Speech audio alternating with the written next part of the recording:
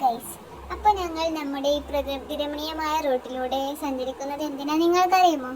ഞങ്ങളുടെ സുന്ദരിക്കൊരു car, bus, lorry, jeep ഇതൊന്നും വാങ്ങാനല്ല guys, ഒരു വാക്കർ വാങ്ങാനാണ് ഗൈസ് ഞങ്ങൾ പോകുന്നത്.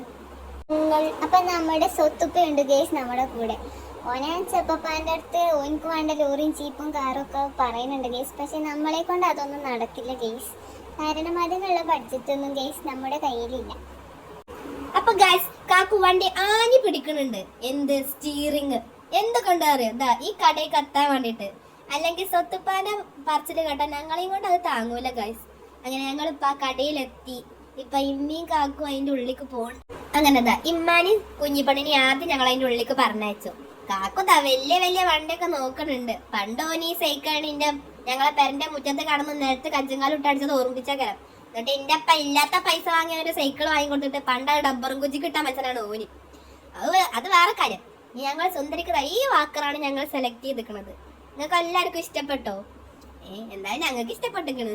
അത് മോള് വല്ലാതെ ഇരിക്കണമൊന്നുമില്ല. പിന്നെ സ്വത്തപ്പ അതിൻ്റെ കൂടെ ഒക്കെ ഓടി തന്നിട്ട് അത് ഇത് എന്നൊക്കെ പറയുന്നുണ്ട്. അപ്പൊ നമ്മളത് കാര്യാക്കിയത് നമ്മൾ തുടക്കത്തിൽ തന്നെ പറഞ്ഞിരിക്കണം. ഇത്രയും വണ്ടികൾ അതിൻ്റെ ഉള്ളിലുണ്ട്. ഞങ്ങൾ പിന്നെ ആ വാക്കർ മാത്രമേ ഉള്ളൂ വാങ്ങി വന്നിട്ട്. അങ്ങനെ ഞങ്ങളിപ്പോൾ അതിൻ്റെ ഉള്ളിലൊക്കെ ഒന്ന് നടന്ന് കാണുകയാണ്. സൈക്കിളുകളൊക്കെ അത്യാവശ്യം നല്ല സൈക്കിളുകളൊക്കെ ഉണ്ട്. കാക്കോയുടെ കരച്ചിലും വർത്താനൊക്കെ പറഞ്ഞ് ഞങ്ങൾ അവിടെ തന്നെ നിൽക്കുകയാണ്. ഈ കടയിൽ നിന്നാണ് പണ്ട് പോലെ സൈക്കിൾ വാങ്ങിയത്. ഇപ്പോൾ ഓൻ്റെ കുട്ടിക്ക് ആ കടയിൽ നിന്ന് തന്നെ ഒരു വാക്കറും വാങ്ങി.